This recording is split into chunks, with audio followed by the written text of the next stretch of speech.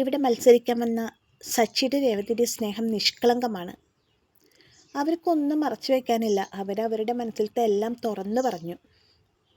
അവർ തമ്മിൽ വഴക്കടിക്കുന്നതും അവർ തമ്മിൽ പിണങ്ങുന്നതും എല്ലാം, അവരുടെ ഒരു കുഞ്ഞു കുഞ്ഞു സമ്പാദ്യം, അവരുടെ ഒരു ജീവിതം പോലും അവരിവിടെ തുറന്നു പറഞ്ഞു. വളരെ നിഷ്കളങ്കമായിട്ടാണ് അവരിവിടെ പെരുമാറിയത്.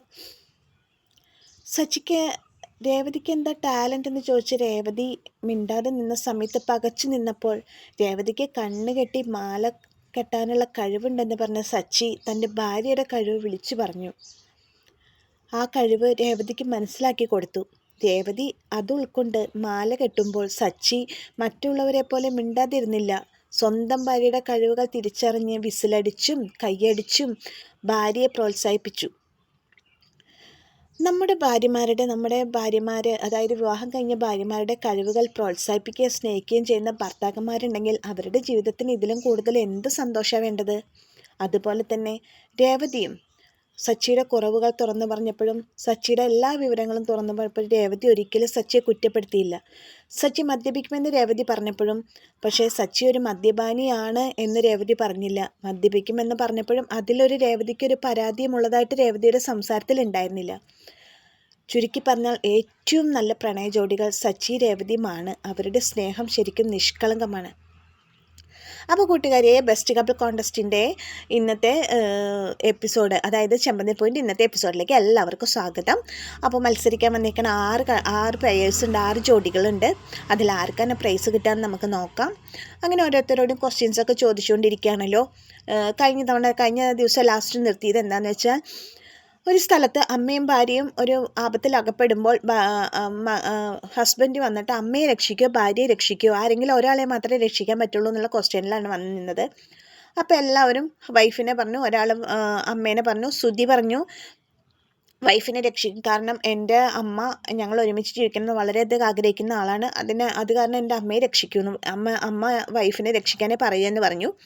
ശ്രീകാന്ത് പകച്ചു നിന്നപ്പോൾ വർഷ പറഞ്ഞു എന്നെ രക്ഷിക്കുന്നു പറയാം ശ്രീകാന്തെ, നിൻ്റെ അച്ഛൻ വന്നിട്ട് നിൻ്റെ അമ്മയെ രക്ഷിച്ചോളൂ എന്ന് പറഞ്ഞു. ശ്രീകാന്ത് അതുപോലെ പറഞ്ഞു. ലാസ്റ്റ് ഫൈനലി ഇന്നലത്തെ ക്ലൈമാക്സിൽ ചോദ്യം അടുത്ത് വന്ന് നിൽക്കുന്നത് സച്ചിയുടെ അടുത്താണ്. സച്ചി ആകെ പകച്ച് രേവതിയുടെ മുഖത്തേക്ക് നോക്കി നിൽക്കുകയാണ് കേട്ടോ.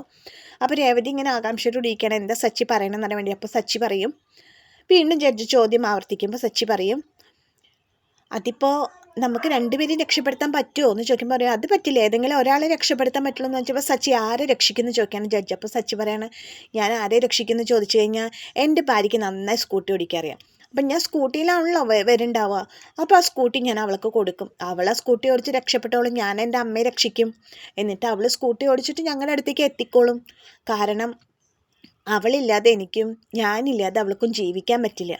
പിന്നെ നമ്മൾ വിവാഹം കഴിച്ചു, ഒരു പെണ്ണ് നമ്മുടെ ജീവിതത്തിലേക്ക് കടന്നു വന്നതെന്ന് വിചാരിച്ചാൽ നമ്മളെ പ്രസവിച്ച അമ്മയെ നമുക്ക് തള്ളിക്കളയാൻ പറ്റുമോ? പെറ്റമ്മയുടെ സ്നേഹം നമുക്ക് മറക്കാൻ പറ്റുമോ? അവരും നമുക്ക് വേണ്ടതല്ലേ എന്ന് പറയണം. സച്ചിയുടെ ആ വാക്കുകൾക്ക് നിറഞ്ഞ കയ്യടിയാണ് സദസ്സ് കൊടുക്കുന്നത്. ജഡ്ജസ് മാർക്കിട്ടു. അങ്ങനെ ആ റൗണ്ട് കഴിഞ്ഞു. ആ റൗണ്ട് കഴിഞ്ഞപ്പോൾ അവതാരക വന്നു, സ്റ്റേജിൽ വന്നിട്ട് പറഞ്ഞു എല്ലാവരും നന്നായി പെർഫോം ചെയ്തു, ഇനി അടുത്ത റൗണ്ടിലേക്ക് പോവുകയാണെന്ന് പറയുമ്പോൾ ജഡ്ജ് പറയും ഇനിയൊരു ക്വസ്റ്റ്യൻ, തൃപ്തികരമായ ദാമ്പത്യ ജീവിതം നയിക്കുന്നതിന് എന്തൊക്കെയാണ് ആവശ്യം, എന്ത് ഉൾക്കൊണ്ട് ജീവിക്കണം? നിങ്ങൾക്ക് ചിലപ്പോൾ ഇതിന് പെട്ടെന്നൊരു മറുപടി പറയാൻ പറ്റുന്നുണ്ടാവില്ല, അതുകൊണ്ട് നിങ്ങളെല്ലാവരും നിങ്ങളുടെ പാർട്ട്നേഴ്സിനോട് ആലോചിച്ചോളൂ, അതിനുശേഷം മറുപടി പറഞ്ഞാൽ മതി എന്ന് പറയും.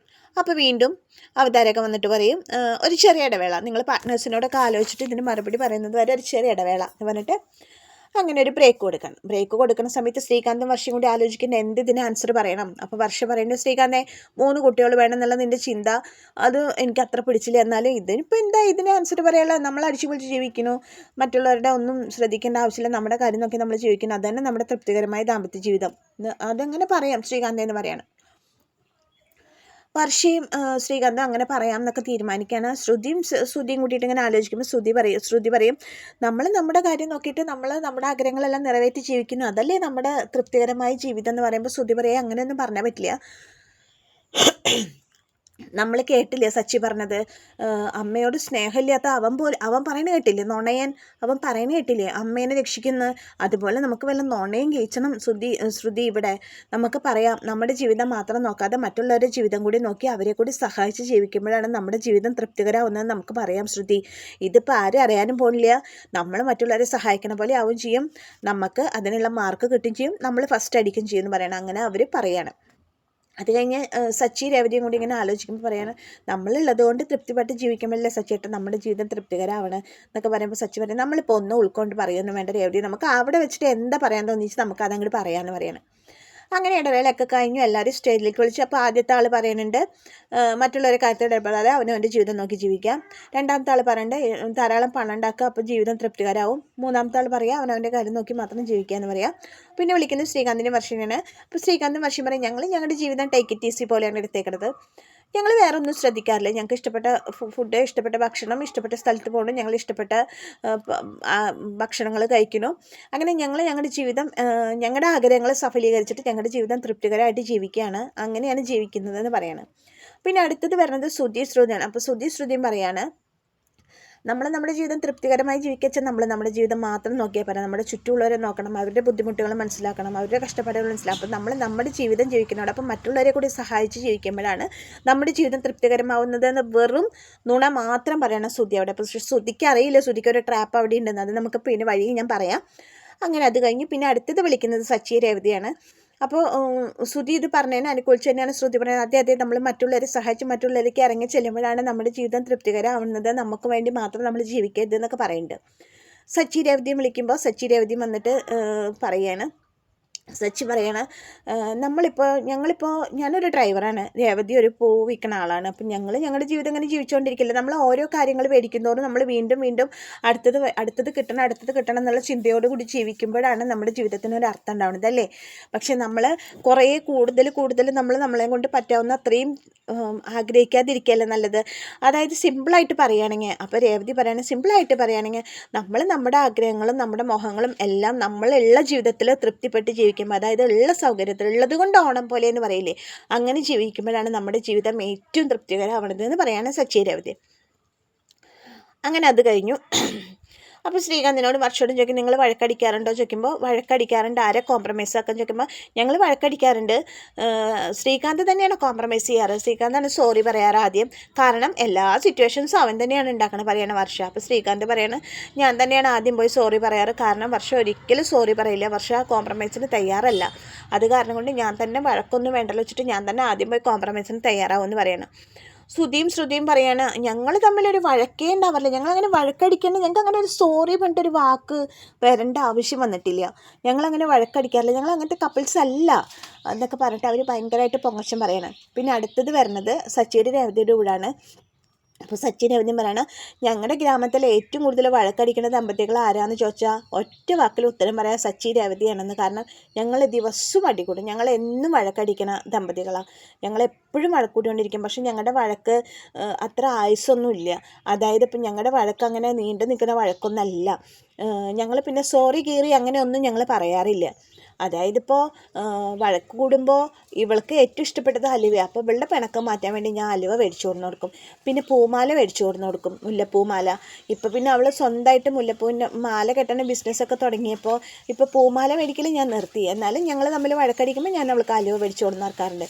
ഇപ്പോൾ പൂമാല മേടിക്കാത്തത് എന്താണെന്നറിയോ, എൻ്റെ രേവതിയുടെ കയ്യിൽ നിന്ന് എപ്പോഴും മുല്ലപ്പൂവിൻ്റെ മണ എന്ന് പറയണ സച്ചി. അപ്പോൾ രേവതി പറയണ, ഞാനും വഴക്കിടാറുണ്ട്, ഇദ്ദേഹത്തിനോട് വഴക്കൂടാറുണ്ട്, ഞങ്ങൾ വഴക്കൂടും പിണങ്ങിയിരിക്കുകയൊക്കെ ചെയ്യാറുണ്ട്, പക്ഷേ ഞങ്ങൾ വഴക്കൂടുമ്പോൾ സോറി ഒന്നും പറയാറില്ല ഞാൻ ഇദ്ദേഹത്തിനോട്. ഞാൻ എന്താ ചെയ്തിട്ട് ഇദ്ദേഹത്തിന് ഏറ്റവും ഇഷ്ടപ്പെട്ട ഫുഡ് ഉണ്ടാക്കി കൊടുക്കും, അങ്ങനെയാണ് ഞങ്ങളുടെ വഴക്ക്. ഞങ്ങളുടെ വഴക്ക് എങ്ങനെയാണെന്ന് വെച്ചാൽ ഒരു മാല കെട്ടുന്ന പോലെയാണ് ഞങ്ങളുടെ വഴക്ക്. ആ മാല ഒരു ദിവസം കൊണ്ട് പാടില്ല, അത്രയേ ഉള്ളൂ ഞങ്ങളുടെ വഴക്കിൻ്റെ ആയുസ്. അത് കഴിഞ്ഞ് ഞങ്ങളുടെ വഴക്ക് മാറും, ഞങ്ങൾ ഇണങ്ങും. വഴക്കടിക്കാത്ത ഭാര്യ ഭർത്താക്കന്മാരില്ല. പിന്നെ ഞങ്ങളുടെ വഴക്കുകൾ മിക്കതും മറ്റുള്ളവർ കാരണം ഉണ്ടാവുന്നതാണ് എന്നൊക്കെയാണ് പറയുന്നത് രേവതി സച്ചി. അങ്ങനെ അത് കഴിഞ്ഞു, എല്ലാവരോടും സ്ഥലത്ത് പോയി ഇരുന്നോളാം പറഞ്ഞു. പിന്നെ ജഡ്ജ്മെൻ്റ് ആവാറായി. അപ്പോൾ ഇതിൻ്റെ ഇടയിൽ ഇനി നമുക്ക് നമ്മുടെ വിന്നർ ആരാന്ന് അറിയേണ്ടതെന്ന് ചോദിക്കുന്നതിൻ്റെ ഇടയിൽ ജഡ്ജ് പറയണ, സുധീന്ദ്രനും ശ്രുതിയും നല്ല കപ്പിൾസ് ആയിരുന്നു എന്ന് പറയുമ്പോൾ ശ്രുതി നീറ്റ് വന്നിട്ട് പറയാം, എനിക്കറിയാം, എനിക്കല്ലേ first prize, okay sir thank you, അത് അനൗൺസ് ചെയ്തോളൂ പറയും. നിൽക്ക് ശ്രുതി ഞങ്ങളൊന്ന് പറയട്ടെ എന്ന് പറയണം ജഡ്ജ്. താൻ പറഞ്ഞു ഞങ്ങൾ ജഡ്ജ്മെൻറ്റിനെ താൻ അവഹേളിച്ചു, ഞങ്ങളുടെ ക്വസ്റ്റ്യൻസ് ഒന്നും ശരിയല്ല എന്ന് താൻ പറഞ്ഞു.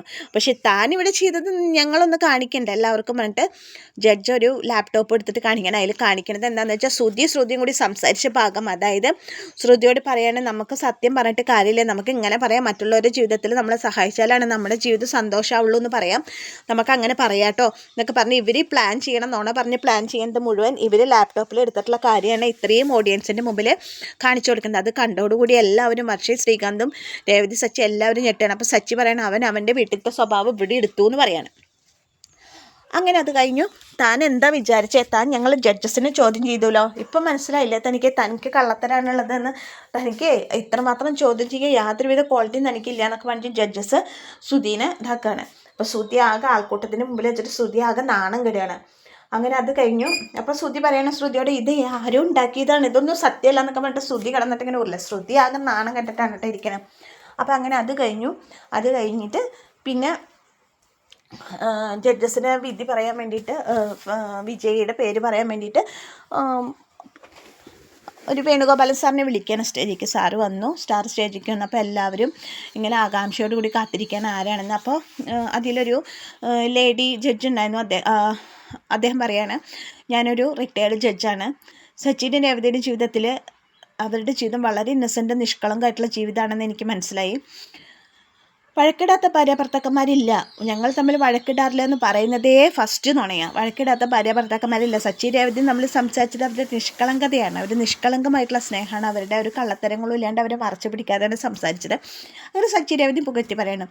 അപ്പോൾ അടുത്ത ജഡ്ജി പറയണം, രേവതിക്ക് സച്ചിയുടെ കുറ്റങ്ങളും കുറവുകളും രേവതി പറഞ്ഞെങ്കിലും, സച്ചി കുടിയനാണെന്ന് ആൾക്കൂട്ടത്തിൽ പറഞ്ഞെങ്കിലും സച്ചിയുടെ ആ ഒരു കുടിക്കണ ആ ഒരു സ്വഭാവം രേവതിനെ ഒട്ടും വിഷമിപ്പിക്കുന്നതെന്ന് രേവതി പറഞ്ഞിട്ടില്ല.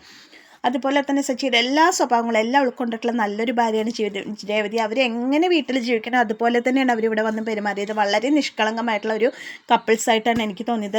യഥാർത്ഥ സ്നേഹം ഇവർക്കാണെന്ന് പറയാൻ അങ്ങനെ ജഡ്ജസ് എല്ലാവരും കൂടി സച്ചിനും രേവതിനെ പൊക്കി പറയാം. അപ്പോൾ ഇതൊന്നും കേൾക്കുമ്പോൾ ഇഷ്ടപ്പെടാതെയാണ് ശ്രുതി ഇരിക്കുന്നത്. അങ്ങനെ അനൗൺസ് ചെയ്യാൻ പോവാണ്. അപ്പോൾ ശ്രുതിയും പറയണം നമുക്ക് തന്നെയാണെന്നൊക്കെ പറഞ്ഞിരിക്കുന്ന സമയത്ത്, അപ്പോൾ ഇന്നത്തെ വിന്നേഴ്സിനെ നിങ്ങൾക്ക് അറിയണ്ടേ. അപ്പോൾ ഇന്നത്തെ വിന്നേഴ്സായിട്ട് വരുന്നത് വേറെ ആരെയല്ല, നമ്മുടെ സച്ചി രേവതിയാണ് എന്ന് പറയുന്ന സമയത്ത് അങ്ങോട്ടൊരു ഷോക്കായി പോവാണ് ശ്രുതി. സച്ചി രേവതി സച്ചിയേട്ടാ വിളിച്ചിട്ട് രേവതി സച്ചിയേട്ടനെ കെട്ടിപ്പിടിക്കണ ഭാഗം സന്തോഷം കൊണ്ട് ഇങ്ങനെ അന്തം വിട്ട് പോവാണ് സച്ചി രേവതി.